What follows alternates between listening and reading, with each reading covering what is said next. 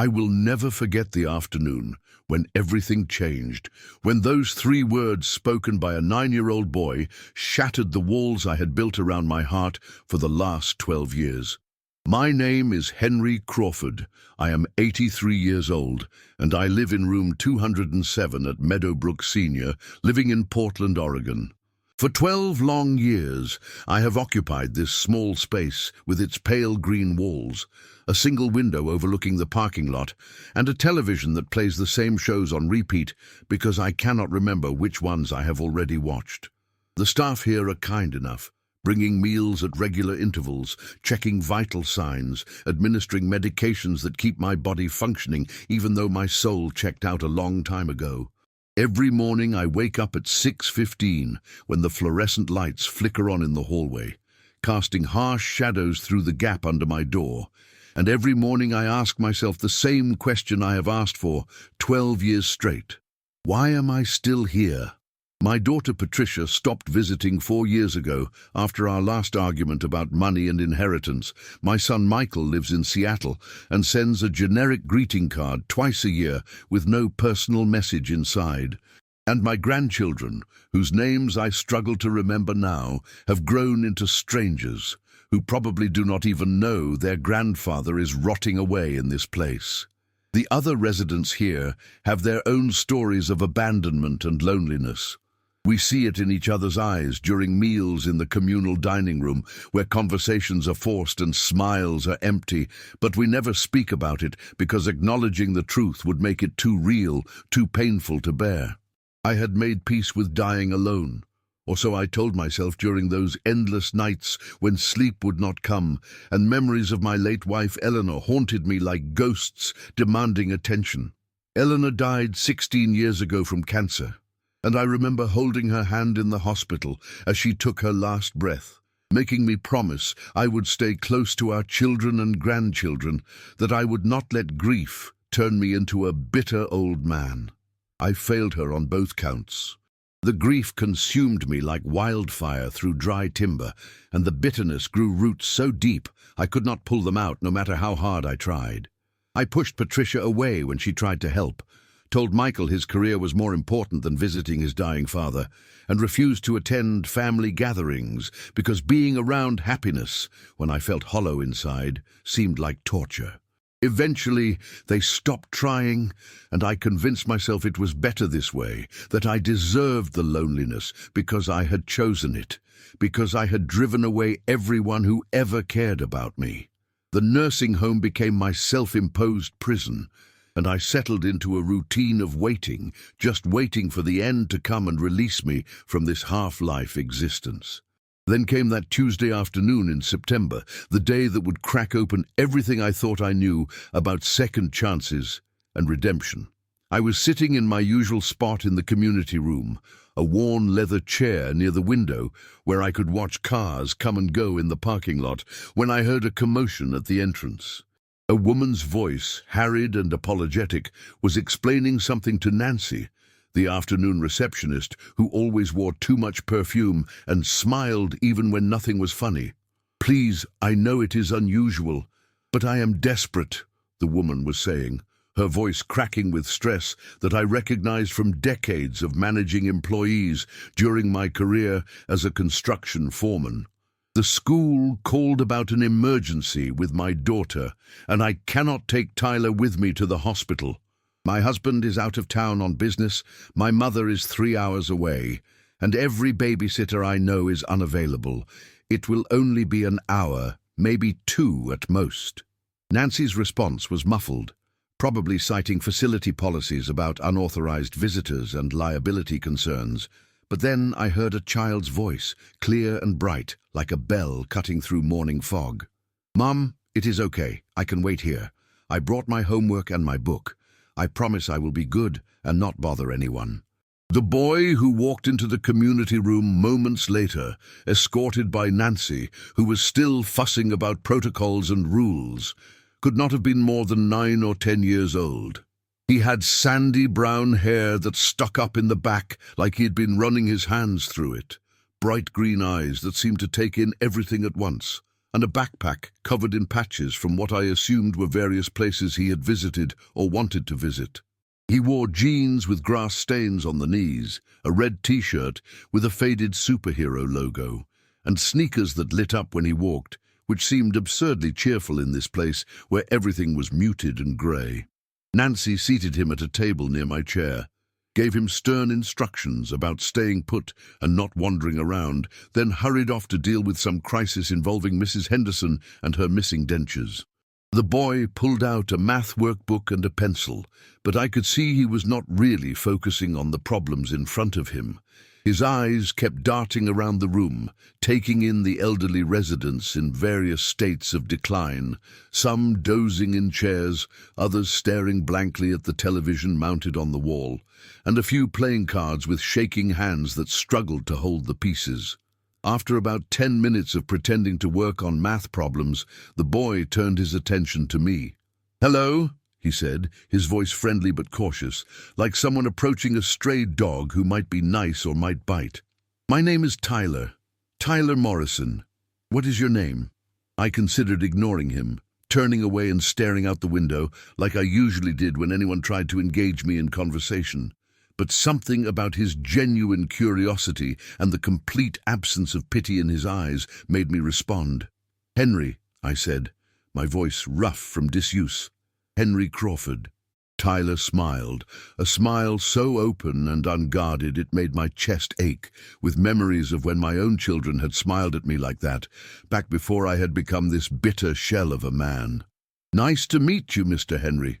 Do you live here?" The question was innocent enough, but it hit me like a punch to the gut because it reminded me this was not a home. This was a warehouse for people society had decided were no longer useful or wanted. "Yes, I live here," I answered, trying to keep the bitterness out of my voice because this child did not deserve to be on the receiving end of my lifetime of accumulated resentment. "Have been living here for 12 years now, in room 207, 3rd floor, 2nd door on the left." Tyler nodded thoughtfully, processing this information with the seriousness of someone much older than his years. "That is a long time to live in one place. Do you like it here?" The question was so direct, so honest, that I did not have a prepared answer. Nobody had ever asked me if I liked it here. They just assumed, correctly, that this was where old people went when they had nowhere else to go and nobody who wanted them around. "No," I said, surprising myself with my honesty. "I do not like it here at all, but I do not have anywhere else to go." Tyler looked confused, his young mind probably unable to comprehend how someone could end up trapped in a place they hated with no escape route. "What about your family? Do they live far away?" His questions were like surgical instruments, cutting straight to the wounds I had spent years trying to ignore. "My family," I began, then paused, wondering how much truth to share with this boy I had just met. "My family is complicated, Tyler. My daughter lives about 40 minutes from here. My son lives in Seattle, and I have grandchildren somewhere out there, but we do not talk much anymore. It has been a very long time since any of them visited me." I watched Tyler's face carefully, expecting to see confusion or maybe discomfort, but instead I saw something that looked like sadness mixed with determination. "That must be really lonely," he said quietly, and those 4 words carried more empathy than I had received from anyone in years. Before I could respond, he made a decision that I could see forming in his eyes. "Well, I am here now, so you are not alone today. Want to tell me about something? Like what was your job, or do you have any cool stories?" The offer was so unexpected, so generous, that I felt something crack inside my chest. A tiny fissure in the fortress of isolation I had constructed so carefully. I found myself talking to Tyler Morrison about things I had not discussed in years. I told him about my career as a construction foreman, about building the Morrison Bridge back in the 1960s, about the crew of men I had supervised, and the satisfaction of seeing massive structures rise from nothing but blueprints and determination. Tyler listened with genuine interest, asking questions that showed he was actually paying attention, not just being polite. Did you ever fall off a building? He asked, his eyes wide. Did you wear a hard hat? Did you use those really big cranes? His enthusiasm was infectious, and I felt myself smiling for the first time in months, maybe years. I told him about the time we had to work through a storm to finish a critical section before winter hit, about the camaraderie among the workers, about how proud I had been when we completed each project, knowing it would stand for generations. Tyler hung on every word, like I was telling him the greatest adventure story ever written, and for those precious minutes, I forgot I was a forgotten old man waiting to die in a nursing home. When Tyler's mother arrived 90 minutes later, apologizing profusely to Nancy and thanking her for allowing Tyler to stay, the boy did something that would change the entire trajectory of my remaining days on this earth.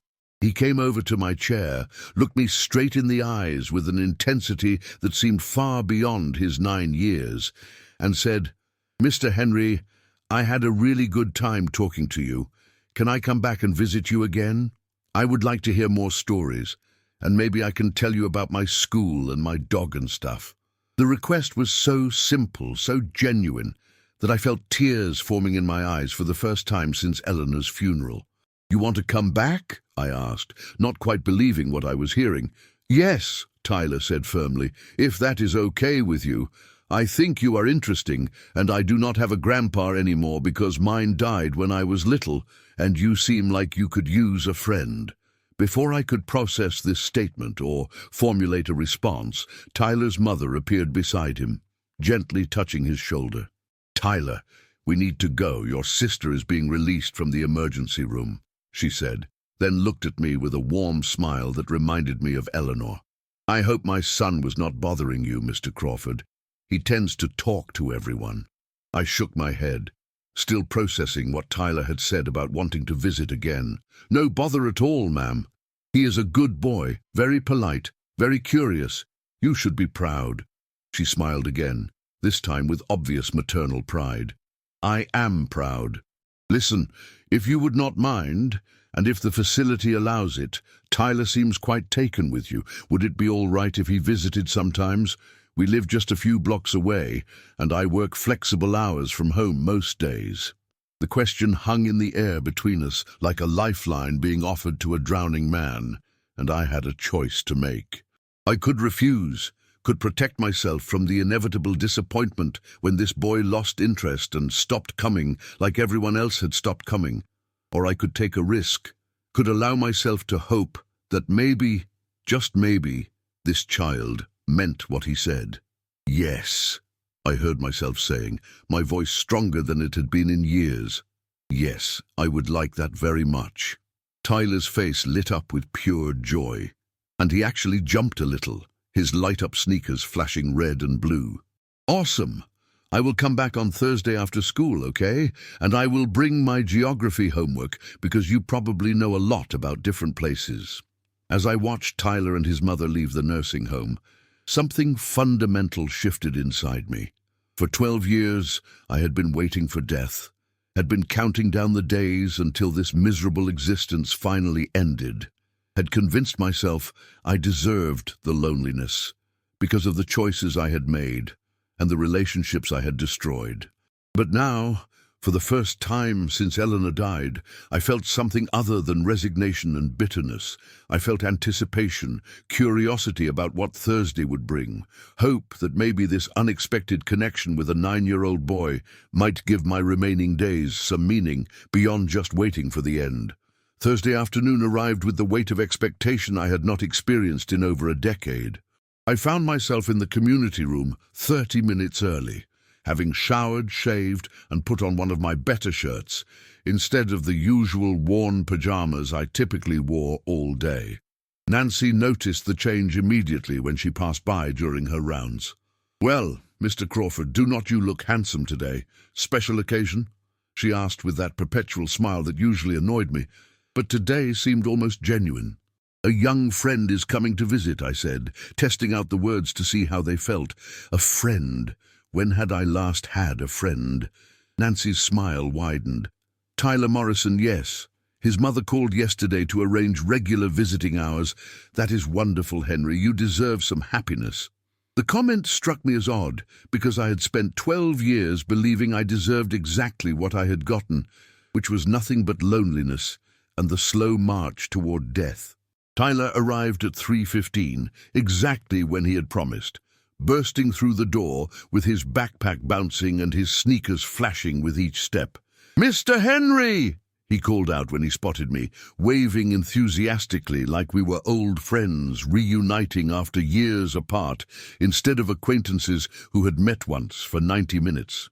He plopped down in the chair next to mine, unzipped his backpack, and pulled out a notebook, a textbook, and a slightly squashed peanut butter sandwich wrapped in plastic.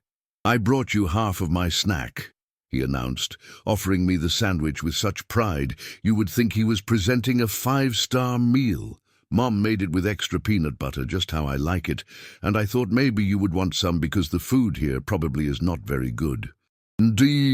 His assessment of nursing home cuisine was accurate, and I accepted the sandwich with a gratitude that surprised us both. As Tyler worked on his geography homework, asking me questions about states I had visited during my construction career and cities where I had worked on various projects, I realized something profound was happening. This child was not visiting me out of obligation or pity. He genuinely enjoyed my company, valued my stories and experiences, saw me as a person with worth, rather than a burden society had warehoused in this facility. "My teacher, Miss Rodriguez, wants us to interview someone who lived during the Cold War for a project," Tyler said, looking up from his notebook. "Would you be okay if I interviewed you? You lived through all that stuff, right? The space race and everything?" I nodded, memories flooding back of watching Neil Armstrong on the moon landing, of the constant fear of nuclear war, of a time when America felt both invincible and terribly vulnerable. I lived through it, yes. I was working construction in downtown Portland when Kennedy was assassinated. The whole city stopped, Tyler. Grown men were crying in the streets.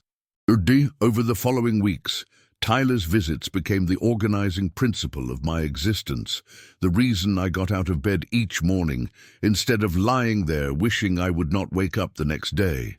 He came every Tuesday and Thursday after school, sometimes with homework that required my input, sometimes just to talk about his day, his friends, his golden retriever named Cooper, his little sister Emma, who had recovered fully from her emergency room visit.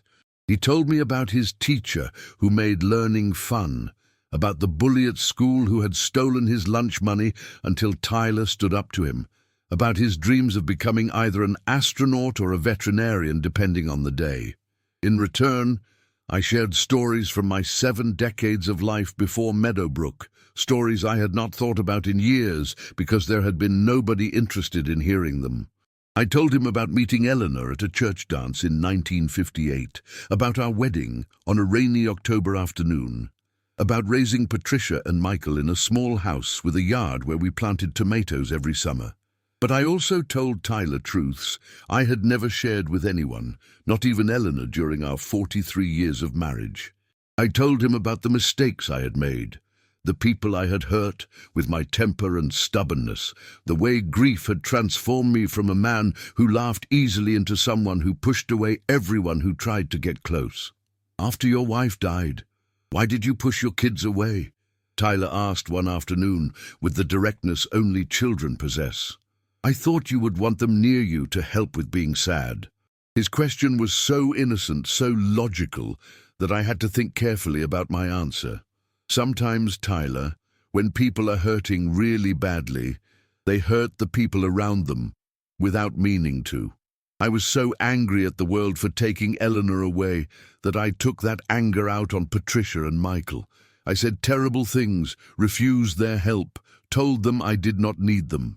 By the time I realized what I had done, they had built walls to protect themselves from me, and I was too proud to climb over those walls and apologize. Tyler processed this information with a seriousness that seemed beyond his years. "But you could still apologize now, right? My mom says it is never too late to say sorry if you really mean it." The suggestion was so simple, coming from a child's understanding of how the world should work, but the reality was infinitely more complicated. "I do not think they would want to hear from me after all these years," I said, voicing the fear that had kept me silent for so long. "I hurt them too badly, said things that cannot be unsaid, and now they have their own lives and families, and I am just a bitter old man who does not fit anywhere in their world anymore." Tyler looked at me with those bright green eyes that seemed to see straight through all my excuses and defensive walls. "Mr. Henry, I do not think you are bitter anymore. I think you are just lonely and sad, and maybe if your kids knew that, they would understand. My dad always says the bravest thing anyone can do is admit when they are wrong and try to make it right." The conversation with Tyler planted a seed that grew in my mind like a persistent vine, wrapping around every thought until I could not ignore it anymore. Late one night, lying in my narrow bed listening to the sounds of the nursing home settling around me, the shuffle of night staff making rounds, the occasional cry from a confused resident, the hum of fluorescent lights that never fully turned off, I made a decision that terrified and exhilarated me in equal measure. I would try to contact my children, would attempt to bridge the 12-year chasm I had created through stubbornness and pride. The next Thursday, when Tyler arrived for his regular visit, I told him about my decision. His reaction was immediate and enthusiastic. "That is amazing, Mr. Henry. I knew you could do it." He bounced in his chair with excitement. "Do you want help writing them letters? I am pretty good at writing. I got an A on my last English essay." The offer was touching, but I shook my head. "Thank you, but this is something I need to do myself. If I am going to apologize, it needs to come in my own words, no matter how clumsy those words might be." That evening, I sat at the small desk in my room with paper and pen that Nancy had provided, staring at the blank page like it was a mountain I had to climb. "What do you say to children you have not spoken to in years? Children you drove away with anger and bitterness? Children who had every right to ignore any attempt at reconciliation?" I started writing to Patricia first, my hand cramping from holding the pen after so many years of typing everything. "Dear Patricia, I know you have no reason to read this letter or care about anything I have to say, but I am writing anyway, because I finally understand what I took from you and from myself by pushing you away. I was wrong about everything. I was wrong to blame you for trying to help after your mother died. I was wrong to say those horrible things about your husband and your choices. I was wrong to refuse to meet my grandchildren because I was too consumed by grief and self-pity to see the beautiful family you were building. You deserved a father who celebrated your life, who supported your dreams, who recognized what an incredible woman you had become, and instead you got a man who made everything about his own pain. I cannot undo the damage I caused or give back the years we lost, but I can tell you that I am sorry. Truly and deeply sorry, and that I think about you every single day. If you can find it in your heart to forgive me even a little, I would love the chance to know you again before my time runs out. Love, your father." Nate, the letter to Michael was similar but tailored to our specific history, acknowledging the ways I had dismissed his career in software engineering as unimportant, how I had made him feel guilty for moving to Seattle to pursue opportunities, how I had refused to understand that building his own life did not mean abandoning me. Writing these letters felt like lancing a wound that had been festering for years, painful but necessary. And when I finally sealed the envelopes and gave them to Nancy to mail, I felt lighter than I had in over a decade. "Tyler would be proud of you," Nancy said as she took the letters, and I realized she was right. This 9-year-old boy had somehow become my moral compass, showing me through his simple kindness and genuine friendship what really mattered in life. 2 weeks passed with no response, and I tried not to let hope turn into despair, tried to remember that my children had lives and responsibilities, and every reason to ignore letters from a father who had abandoned them emotionally long before they stopped visiting physically. Tyler noticed my anxious checking of the mail during his visits. "Sometimes people need time to process big feelings," he said with the wisdom of someone far older. When I got mad at my best friend Jake for breaking my toy robot, it took me 3 whole days before I was ready to accept his apology. And I am just a kid. Your kids are grown-ups with lots of complicated stuff, so maybe they just need more time. His logic was sound, and I tried to be patient, tried to focus on the gift of Tyler's friendship rather than obsessing about whether Patricia and Michael would respond. Then on a grey Tuesday morning in early November, Nancy brought me an envelope with Patricia's return address. My hand shook so badly I could barely open it, and Tyler, who had come for an extra visit because there was no school that day, had to help me extract the letter from its envelope. Patricia's handwriting was neat and controlled, so different from the wild scrawl she had used as a child, and her words were measured, careful, the language of someone who had been hurt and was protecting herself from being hurt again. Dad, I received your letter, and I have read it multiple times, trying to understand what changed after all these years of silence. I will not pretend that your apology erases the pain you caused or makes up for missing my children's birthdays, their school plays, their first steps and first words, and all the moments you chose not to be part of. But I also will not pretend I do not miss having a father. Mum made me promise before she died that I would always leave the door open for you, that I would not let anger turn me into someone bitter and closed off. So I am willing to talk, to see if we can build something new from the ruins of what we had. I will visit next Sunday at 2 p.m. Please be ready to have an honest conversation, not just about your regrets, but about what kind of relationship we can realistically have moving forward. Patricia. I read the letter 3 times, then looked at Tyler, who was watching me with barely contained excitement. She is coming to visit, I said, my voice breaking on the words. My daughter is actually coming to visit. Tyler jumped up and did a little dance that made his sneakers flash rapidly, drawing amused looks from other residents in the community room. I told you it would work. See, Mr. Henry, sometimes you just have to be brave enough to say sorry, and people surprise you. His joy was infectious, and I found myself laughing, actually laughing for the first time in longer than I could remember. But underneath the joy was terror, because now I would have to face Patricia, would have to look into the eyes of the daughter I had failed and find a way to begin rebuilding what I had so thoroughly destroyed. Sunday arrived with the slow inevitability of dawn, and I spent the morning in a state of controlled panic, changing shirts 3 times, rehearsing what I would say, worrying that Patricia would take one look at me and realize reconciliation was impossible.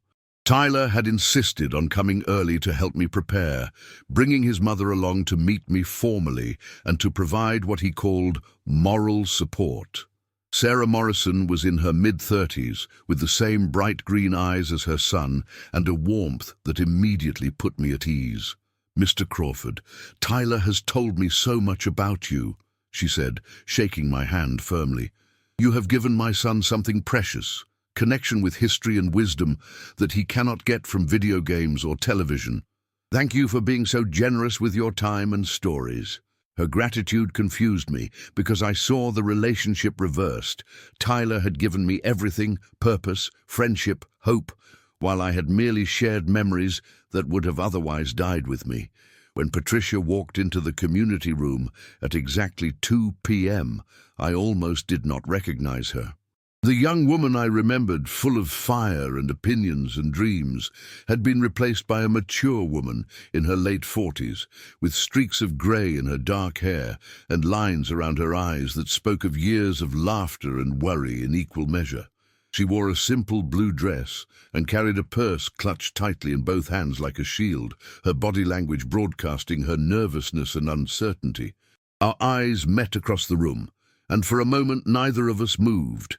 2 people separated by years of hurt and misunderstanding, trying to figure out how to bridge an impossible gap. Then Tyler, bless his heart, took matters into his own small hands. You must be Patricia, he said, walking right up to her with his characteristic lack of fear. I am Tyler, Mr. Henry's friend. He has been really nervous about seeing you.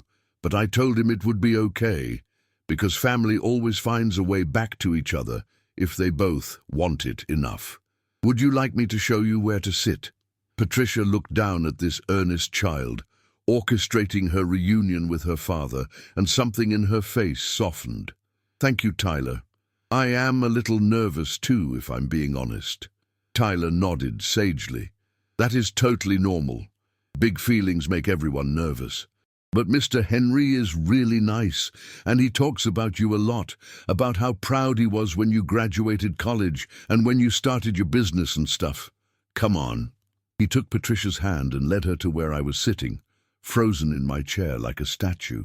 Sarah gently steered Tyler away to give us privacy, but I could feel the boy watching from across the room, invested in the outcome of this meeting in a way that spoke to his generous heart. Hello, Dad, Patricia said, her voice controlled but not cold. Hello, Patty, I replied, using the nickname I had not spoken aloud in decades, the name I had called her before everything fell apart. We sat in awkward silence for a moment before Patricia spoke again. Your letter surprised me. In all these years, you never reached out, never apologized, never acknowledged the pain you caused. I had convinced myself you did not care, that you were perfectly content cutting us out of your life.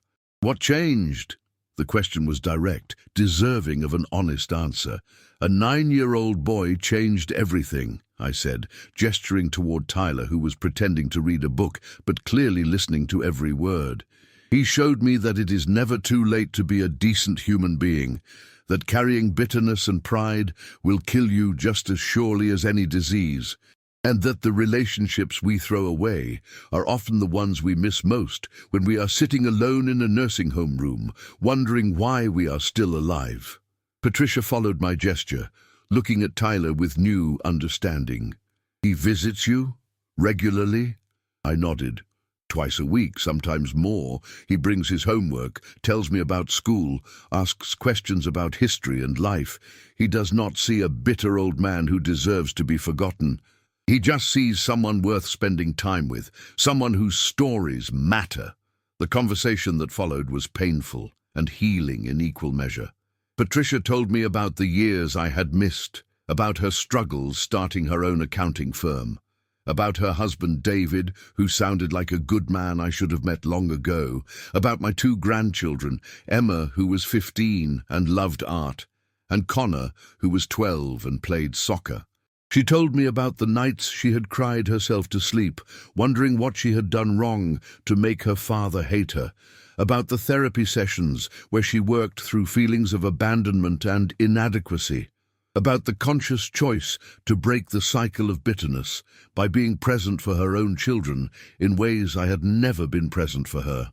I do not know if I can fully forgive you, she said, tears streaming down her face. The wounds you caused go deep, and they have shaped who I am in ways I am still discovering, but I can try, for Mom's memory, for my children who deserve to know their grandfather if he is willing to be the man Mom believed he could be, and maybe even for myself, because carrying anger is exhausting. I reached across the space between our chairs and took her hand, feeling the warmth of her skin against my age-spotted fingers. I do not deserve your forgiveness or your attempt to rebuild what I destroyed, but I promise I will spend whatever time I have left trying to be worthy of it. I cannot give back the years we lost or undo the damage I caused, but I can be present now, can try to be the father and grandfather I should have been all along.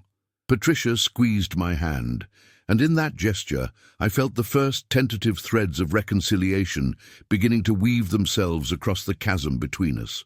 We talked for 2 more hours, sometimes crying, sometimes laughing at memories of happier times, always honest about the pain and possibility that existed in equal measure. When Patricia finally stood to leave, promising to bring David and the kids next weekend, I felt something I had not experienced in 12 years of living at Meadowbrook. I felt like I was alive again, like my existence had purpose beyond marking time until death finally claimed me. 3 months have passed since that first visit with Patricia, and my life has transformed in ways I could never have imagined. Michael came to visit 6 weeks ago, our conversation equally painful and hopeful. And now both my children visit regularly, bringing my grandchildren who treat me with cautious curiosity that is slowly warming into genuine affection. Emma showed me her artwork. Connor taught me about soccer rules I never understood, and both of them listen with surprising interest when I tell stories about their grandmother and the world that existed before they were born. But through all of these reconnections and healing relationships, Tyler remains my anchor, my reminder of how this miracle started with a simple act of kindness from a child who saw worth in a forgotten old man. Last week, during one of our regular visits, Tyler looked at me with those bright green eyes and asked a question that had been building since that first afternoon we met. "Mr. Henry, that first day when we talked, were you really waiting to die? Like, had you given up on living?" The question deserved honesty. Yes, Tyler, I had given up completely. Every morning I woke up disappointed that I had woken up at all. I thought my life was over, that nothing good could happen anymore, that I was just taking up space until death finally did me the favor of ending it all. Tyler was quiet for a long moment, processing this information. "I am really glad I met you that day.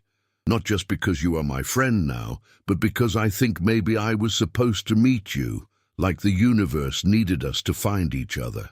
He paused, then added with characteristic wisdom, "My mom says everyone has a purpose, and sometimes we do not figure out what it is until really late, but that does not make it less important."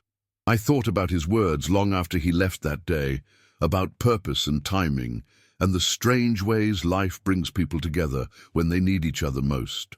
Tyler had saved my life as surely as if he had pulled me from a burning building, and in doing so, had taught me that redemption is possible at any age, that it is never too late to become the person you should have been, that connection and love matter more than pride or bitterness or any of the walls we build to protect ourselves from pain.